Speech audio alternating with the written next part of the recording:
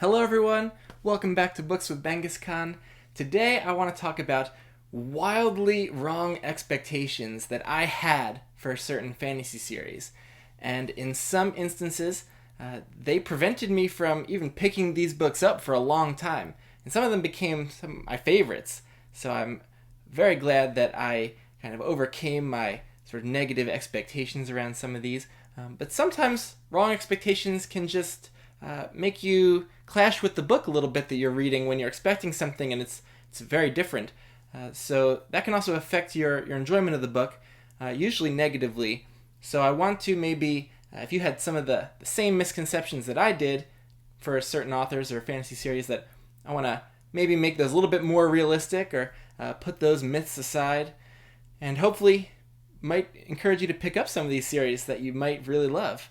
So let's get to it. The first one that I had really wrong expectations for was the First Law series by Joe Abercrombie. Now, this was known as Grimdark, and I hadn't read any Grimdark before trying out First Law, and I knew that he was the king of Grimdark, and that so I think I had built these books up as the pinnacle of ultra grim and gritty fantasy. Even the covers kind of gave off a certain vibe with the blood and this warrior figure here. In my mind, I was picturing the reading experience being similar to The Walking Dead. And I had watched a lot of seasons of The Walking Dead TV show, and that is just taking place in an anarchic, zombie-filled world where unspeakably gory and violent things are always happening. There's a lot of really evil characters in there. And so I was expecting the reading equivalent of that. And I try not to learn too much about plots and books and series before I go into them. So I was just, it was off this general vague impression I had of what Grimdark actually meant. And I was very, very wrong.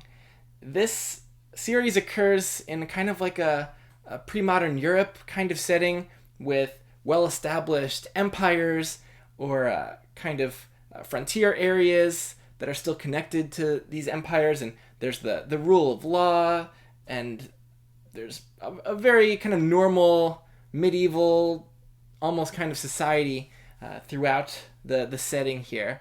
And so already the setting was very different than I was expecting.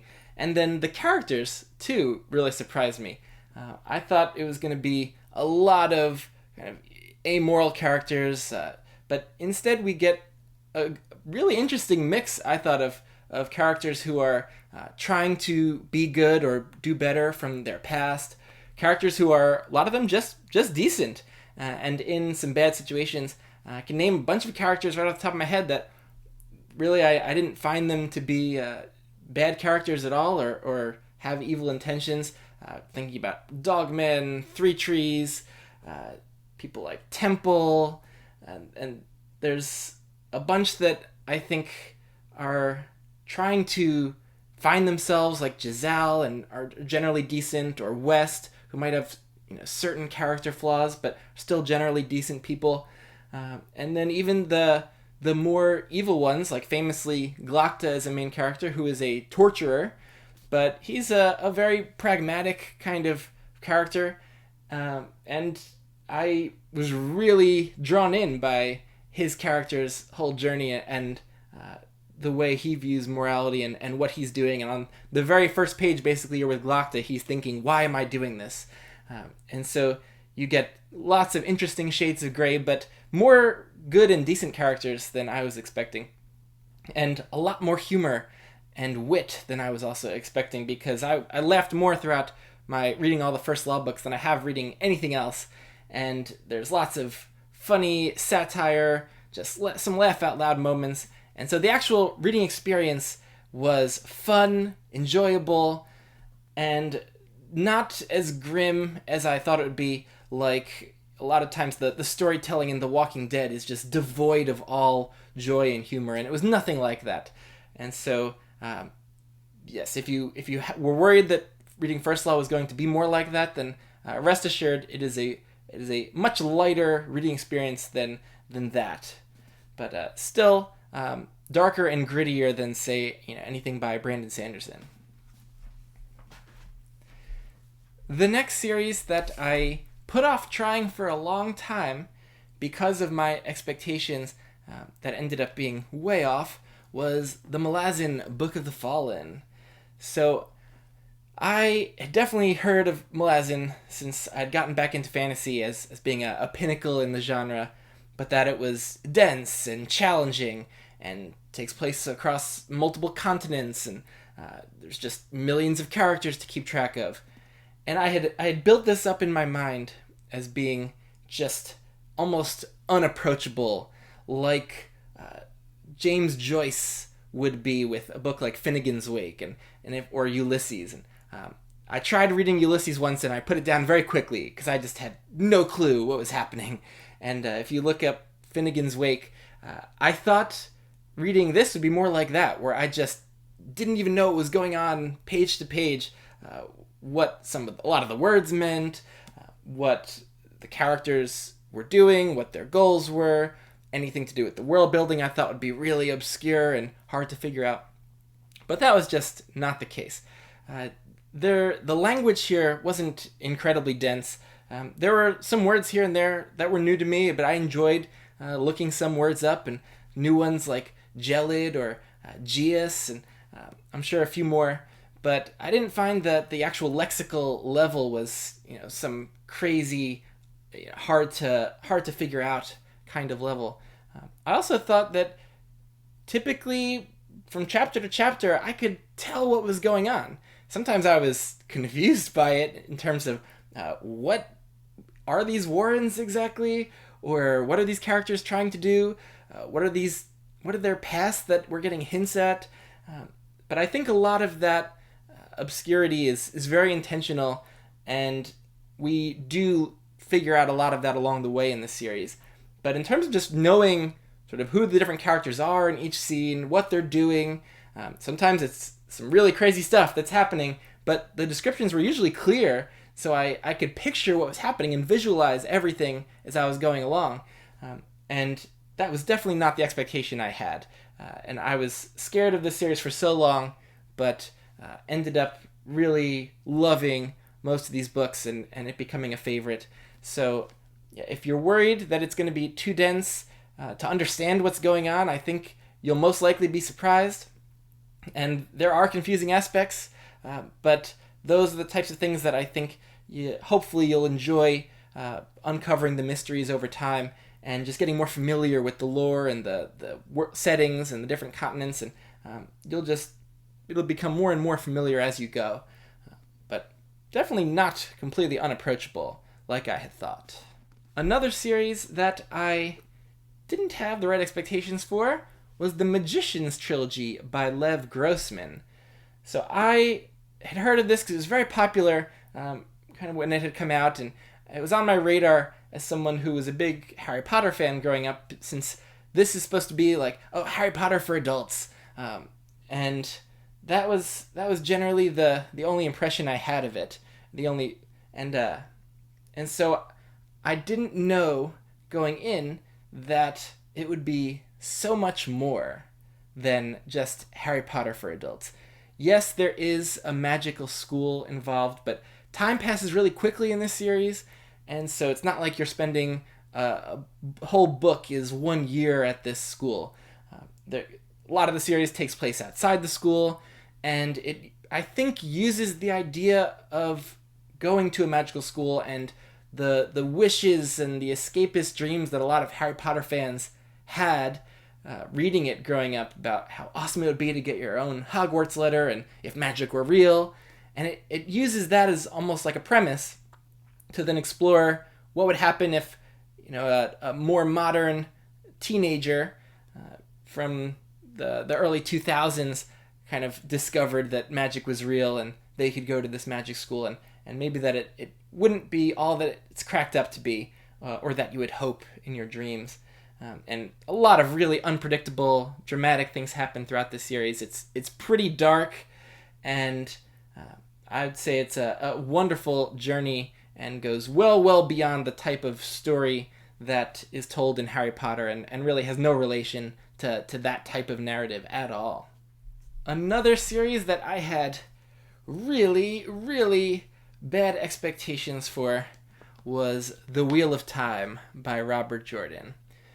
Now, I came back into fantasy reading a lot of Brandon Sanderson's Cosmere books, Mistborn series and Stormlight Archive books, and I knew that he had finished The Wheel of Time and that he was a big fan of it growing up, and so I thought, okay, I want to get around to it eventually, but I saw it as almost this older style fantasy that would be really kind of slow-paced and plotting, and that it was just going to be weighed down by pages and pages of unnecessary description.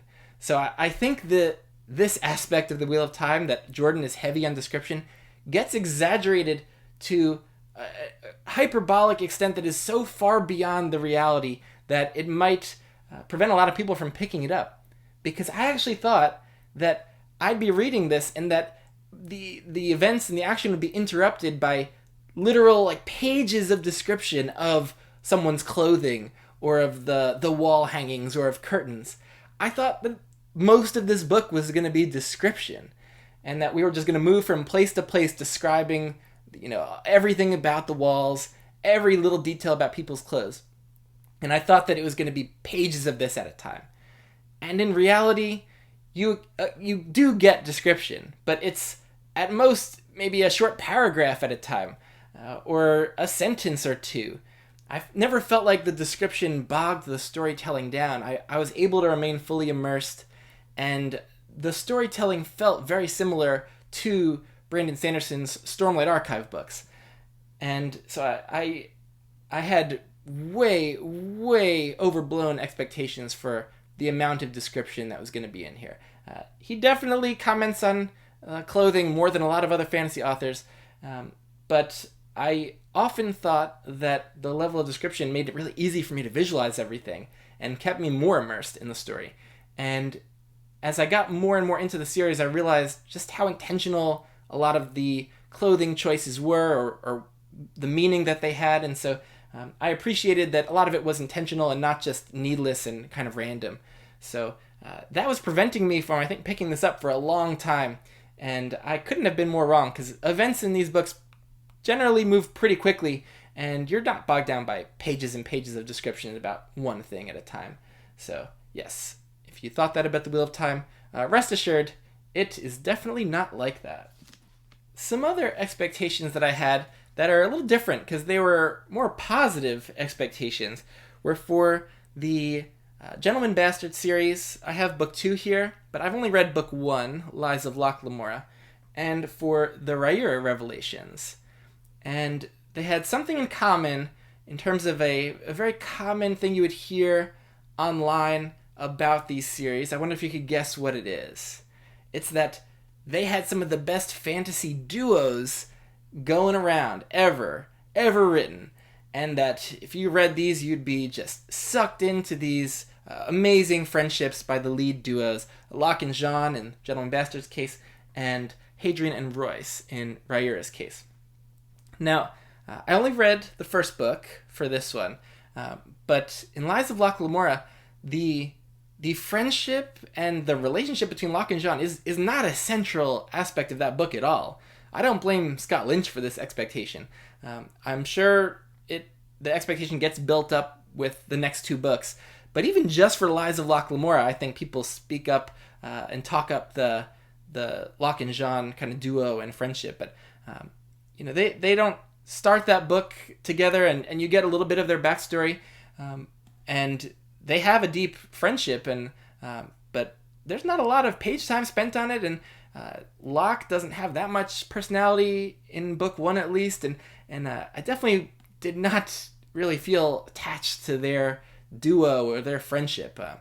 But I'm hoping that gets developed over the next couple books. But especially in book 1, that was a pretty disappointing feature. And then with Riyria, I think the duo is done well here. Riyria Revelations doesn't start with introducing them as a duo. You have to go into the Chronicles Book 1 for Royce and Hadrian's origin story. So I think Sullivan does a really good job of showing a partnership and friends who have known each other for a very long time, worked together for years, are very comfortable with each other and trust each other. And so you don't get a lot of really big heart-to-hearts. That's also not the personalities of these characters. They've already established trust, and so it's written as if they really know what each other's going to do or what they're thinking, which is, I think, a good writing for a long-established friendship. But you don't really get a lot of this duo interacting. You get a little bit of it, but Royce is a very kind of standoffish kind of figure. Neither of them are particularly clever or humorous, so there's not this great, fun interpersonal dynamic happening with this duo that I might have been expecting based on how much it's talked up in the fantasy community. And so that was a disappointing aspect of these books, although overall I thought that their relationship was written well. The duo here and the duo from Lies of Locke, Lamora, they didn't live up to the incredibly high expectations that I had for them going in. Other expectations that I had that were founded only on the name of the series were for Shadows of the Apt by Adrian Tchaikovsky. Here's book 1, Empire in Black and Gold. And I actually was intimidated from starting the series just by the name, Shadows of the Apt. I got the vibe from the name that it would be a very dense, inaccessible series, just like I had thought Malazan was going to be, or even similar to Malazan in level of density, and knowing that I can only handle one of those series every now and then. But I was so wrong in the type of storytelling, the type of books that they would be. They read much more similar to Sanderson's style than Steven Eriksson's style. That name, though, Shadows of the Apt, it just evoked a very kind of dense, serious kind of storytelling. And no doubt that it is a very serious series, but it's fast-paced. Like Sanderson, there's a lot of characters to root for and get attached to, and there's just a lot of fun and tense action. And it's a kind of like a steampunk world, and the apt refers to the Kindin, or the people that can use technology, can use modern technology.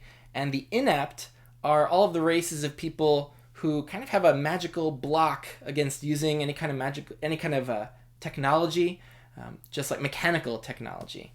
And the inapt, though, are more attuned to people's psychology and emotions and the magical aspects of the world, whereas the apt kind of are blocked off from all of that and can just really thrive with mechanical technology and inventing new things and using mechanical technology.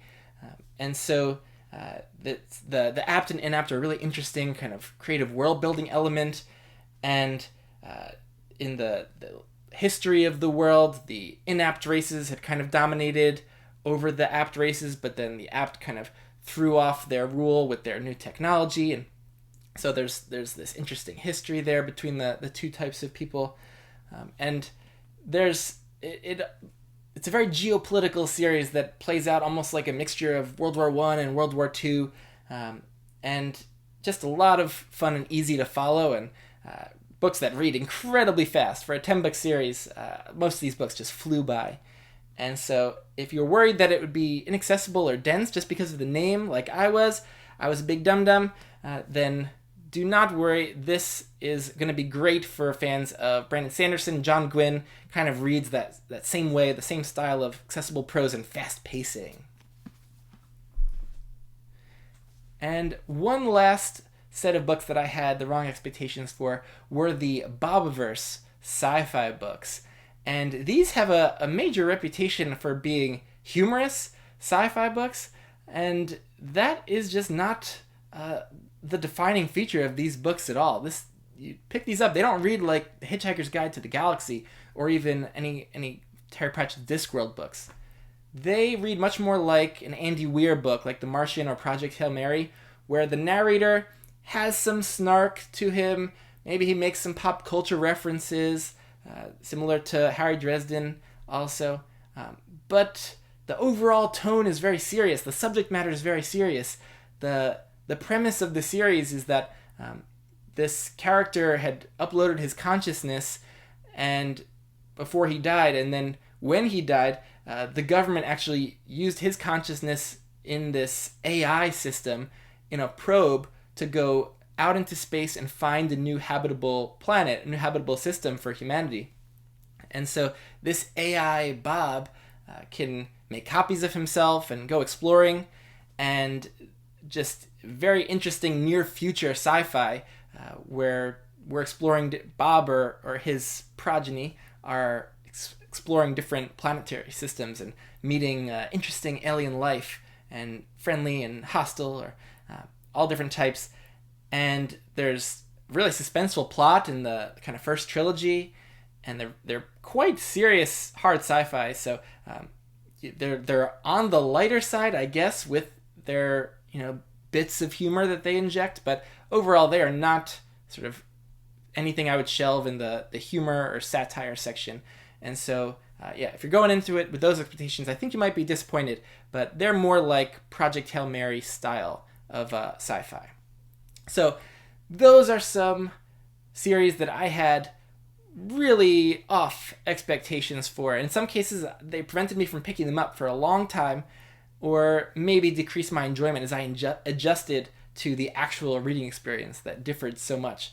And so hopefully if you had any of those same thoughts that I did, I've kind of turned you around on those, or just made those expectations a little more realistic, and that you pick some of those up if you haven't, because they're all excellent series, and I can't wait to hear what you thought, or if there are any other expectations that you had for different books or series, or for the ones that I showed you that I didn't mention, but that might have affected your reads as well. I'd love to hear about those. All right, I'll see you next time.